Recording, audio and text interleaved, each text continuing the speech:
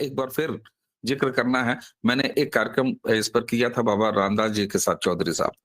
जी, जी। आपसे भी जब पिछली बातचीत हुई थी तो इसमें रीमन नैन का जिक्र आया था कि ये कौन-सा आखिर किसान आंदोलन का चेहरा हो सकता है। अगर आंदोलनों का चेहरा इस तरीके के लोग होंगे या इस तरह की चीज़ें होंगी, तो भला कैसे ये संभव हो पाएगा कि आगे कोई आंदोलन एक मर्यादा के साथ चल सके। जी हाँ, रीमन नैन आप सबने अब तक जान ही लिया होगा कि रीमन नैन वो चेहरा जो कि किसान आंदोलन के दौरान हरियाणा में बहुत ज्यादा प्रमुखता से छाई रही और बाद में पता चला कि साहब ये सेक्स रैकेट चलाती है और उसके आड़ में पैसे वसूली करती है। तो ये चेहरा, और वो गिरफ्तार भी हुई हरियाणा में। चौधरी साहब, ये कौन सा चेहरा है किसान आंदोलन का? एक तरफ फर्जी किसान आंदोलन चलाते हुए लोग, एक तरफ मसाज पार्लर खोल के बैठे हुए लोग, एक तरफ वहां तंदूर जलाते लोग, दूसरी तरफ अगर आप देखिए तो लोगों को, निर्दोष लोगों को मार के टांगने वाले लोग, शराब और तमाम तरह के व्यसन फैलाने वाले लोग किसान आंदोलन के नाम पर, और दूसरा चेहरा रीमन नैन का जो सेक्स रैकेट चलाती है। और ये कहा जा रहा है कि वो किसकी सेवाएं करती थी, वो भी बहुत सारे ऐसे नाम, हालांकि वो गिरफ्तार हो गई है। क्या इसको कैसे देखते हैं आप? ये कौन सा किसानी का चेहरा है? शर्मा जी, मैं इस चैनल के माध्यम से एक बात कहना चाहता हूं।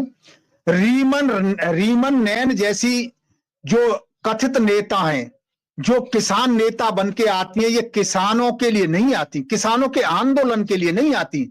ये किसान नेताओं की, जो फर्जी किसान नेता बैठे हैं, उनकी जरूरतों पूरा करने के लिए आती हैं।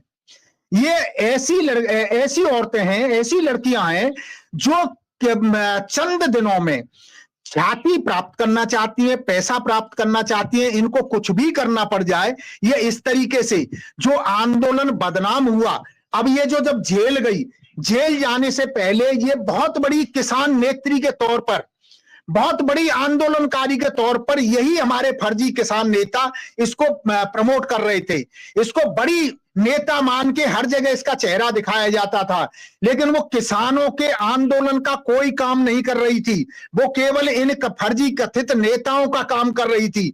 और मैं चाहूंगा कि आगे आने वाले समय में जिस तरीके से ऐसे ऐसे फर्जी कथित नेता जो सेक्स रैकेट चलाते हैं और जो किसान आंदोलनों को बदनाम करते हैं, जिससे पूरी किसान जाति बदनाम होती है, ऐसे लोगों की तो पोल खुलनी चाहिए। मैंने पहले भी कहा था कि रीमन नैन अकेली नहीं है।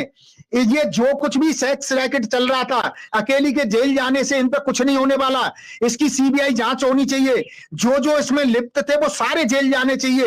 एक के जेल जाने से इस तरीके के जो फर्जी रैकेट चलते हैं वो कभी खत्म नहीं होते हैं। तह तक यदि जाना है तो इसकी जांच करनी होगी, और आगे यदि जांच हो गई और कथित नेताओं पर कार्रवाई हो गई तो कभी किसी इस तरह का कोई भी सेक्स रैकेट, ड्रग जो हमारी नशीली दवाइयों का जो इस्तेमाल किया जाता है, अच्छी अच्छी महंगी शराबों का इस्तेमाल किया जाता है, वो आंदोलनों से एकदम से खत्म हो जाएगा। किसान आंदोलन हमेशा पानी और रोटी पे किया जाता है। ऐसी महंगी शराबों पर, मसाज पार्लरों पर और वहां पर काजू बादाम की बर्फी खा के आंदोलन नहीं किए जाते। किसान के पास पैसा ही नहीं होता है, ये चीजें कहां से आएंगी?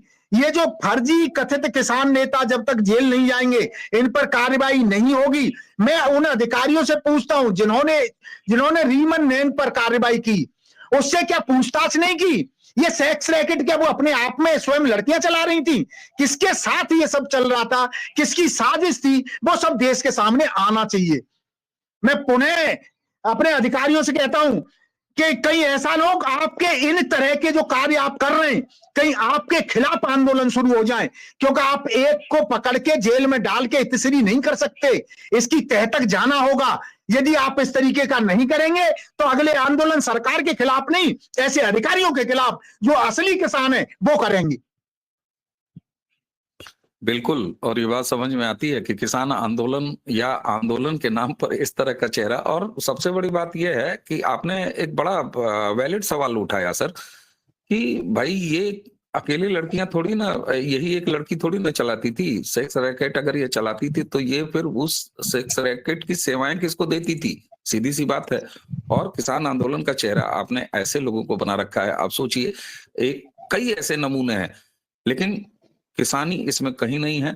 और निश्चित तौर पर ये जो चेहरा दिखाई दे रहा है, चाहे वो डल्लेवाल वहां बैठे हों जो स्टील के गिलास में अपना अनशन चला रहे हों, जिनको किसानी से कोई मतलब नहीं है, सुप्रीम कोर्ट की अब वाह वाह कहनी पड़ेगी। साहब चौधरी साहब क्या सदर्न इंडिया में खासकर ऐसी पॉलिटिकल